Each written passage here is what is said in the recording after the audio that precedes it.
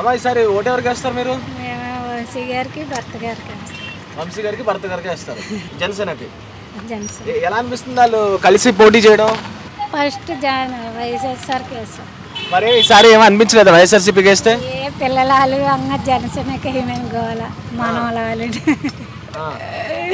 అన్ని రేట్లు పెంచేశారు. మీరు అలా చేస్తుంటే ఇలా చేస్తారు. కాదు వైఎస్ఆర్సీపీ నుంచి పథకాలు ఏం రాలేదు మరి మీకు? నాకు వచ్చేయండి. మరి పథకాలు వచ్చినా ఎందుకు వాటికి వీళ్ళకి వేస్తారు? నేను ఒక్కదాన్ని వేసిన కుటుంబం పిల్లలందరూ వేయాలి కదా, మనవలందరూ.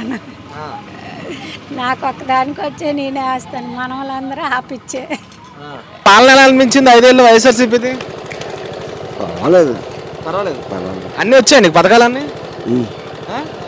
వైఎస్ఆర్సీపీకి వేస్తావా? అన్నీ వస్తున్నాయి, పర్వాలేదు. అది నేను ఇంకా అంటే మరి నిర్ణయించుకోలేదు.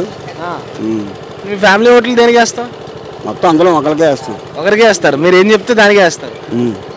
మరి ఇప్పుడు వంశీ గారు వీళ్ళందరూ వచ్చారు కదా టీడీపీ తరపు నుంచి, ఇప్పుడు వచ్చి ప్రచారం చేస్తుంటారు కదా, దానికి ఏమనిపిస్తుంది? వంశీ గారు ఏం చేస్తారనిపిస్తుందా?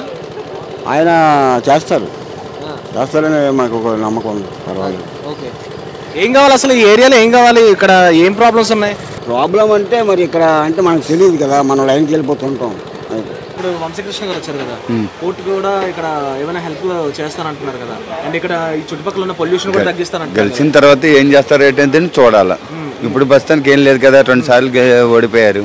3వసారి గెలిచిన తర్వాత ఏటన్నీ చేస్తారని ఏటన్నీ తెలుస్తుంది. లాస్ట్ టైం ఎవరు కోటేశారు? వైసీపీకి వేసాను. వైసీపీకి వేసారు. ఈసారి ఎవరికి వేస్తారు?